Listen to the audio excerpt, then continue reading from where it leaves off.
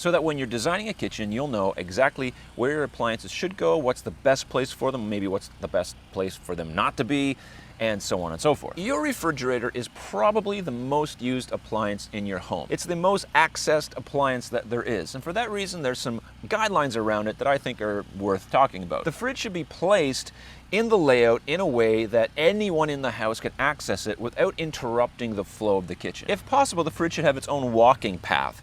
In other words, there should just be a direct path from wherever to the fridge so that everyone can get there without interrupting everybody else. So whether it's panel-ready fridge, whether it's a built-in fridge, whether it's just a fridge on a wall by itself, it needs room for the doors to open.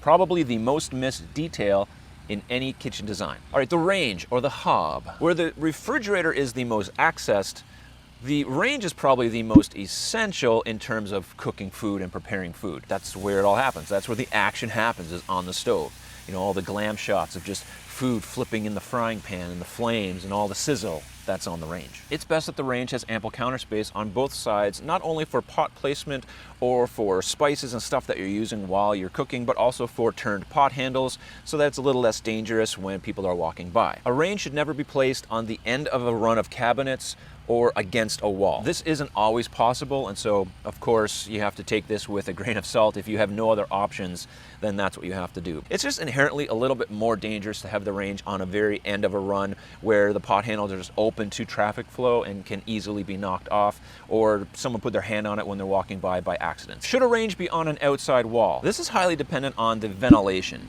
If you can get ventilation on an inside wall, then fine, that's no problem. On an inside wall, there's just more planning, there's more preparation, it's probably more costly to get the ventilation either through the roof or up and out or whatever. So that gets missed a lot because people don't want to go through the hassle or spend the extra money to do that. And that's a big mistake. Now, sometimes that's just the way it is, and yes, you have charcoal filters and you have ventilation that just recirculates air. And so if that's what you have, that's fine. My suggestion there is just make sure that you clean those filters and you keep that up to date, because they get grimy and greasy pretty quickly, and it's just better that they're clean. Now, the range can also be split up so that the oven and the range top itself are two separate appliances. Many people do this, and I highly recommend this in a kitchen design if you have the room for it. You do need the extra space, and I don't necessarily recommend that you cram that into a smaller kitchen. If you have ample space to take up an extra 30 inches or more for that oven, then I say go for it. It allows you to bring that oven up to a height that's a little more workable. Most people don't mind not having to bend over to pick up a roast, so this is something to consider if you can. Take this design, for example. You could have the oven on the outside, or you could have the oven on the inside, and the inside is the better placement because the fridge is the most accessible to anyone else outside in that living area, and the oven is on the inside with landing space directly next to it. So if the trade-off is between fridge landing space or oven landing space, choose the oven landing space because that's going to be the safest. Should the oven be placed directly next to a fridge? Some people think that the oven's going to heat up and it's going to heat up the fridge somehow, but that's just not the case. You can install a fridge and an oven side by side. It's not going to be an issue. The fridge is going to run as the fridge is supposed to, and the oven's going to run as the oven's supposed to, and one's not going to counteract the other. Let's talk about the sink. You go from the sink to the range to the fridge. That makes up the magical kitchen triangle that we all love so dearly. For that reason, the sink is very important, and its placement, well, it can be really anywhere. My only suggestion is that it has ample counter space for landing area on both sides. It shouldn't be on the end of a run like a range, or it shouldn't be against a wall if it can be helped. I guess it doesn't need to be said, but I'll say it. Don't install your sink directly next to an appliance when possible. It's best that those things be separated just because there's water there, and you just, want to be careful. The dishwasher. Put the dishwasher next to the sink on the left or the right, and if you can't do that, put it across in an island or peninsula. Or if you have an L shape, put it in the L. And people are going to ask or say, well, are you going to drip water on the floor if it's not directly next to the sink? Yes, you are. But I'm going to tell you something. I have a dishwasher directly next to my sink, and I drip water on the floor. In my experience, water's going to drip on the floor. Wipe it up. It's not that big a deal. So whether you have to go from your sink directly left or right, or you have to pivot and put it into the island where the dishwasher is, or you have to pivot and put it into where the L shape is, put it as close to the sink as possible. Should it be on the right or the left? Yes. If it can't fit on the right, then put it on the left. It's not that big a deal. If I'm in a design situation where you could put it on the right or the left, I usually go to the client and say, hey, where do you want the dishwasher to be? Normally they'll tell me I want it to the right or I want it to the left. And that's fine. Then put it there.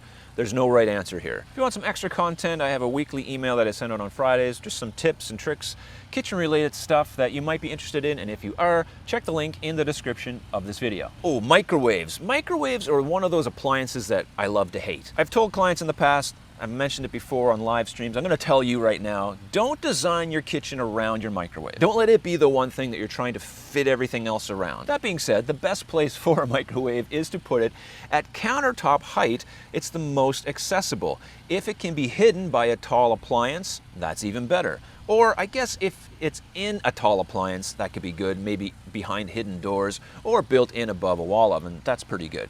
I personally like mine in the base cabinet, in the island. It's hidden, it's out of the way, so for that reason, I like it there. There's no hard, fast rule of where it should be. I just think it should be the most accessible for you, the homeowner. What about the over-the-range?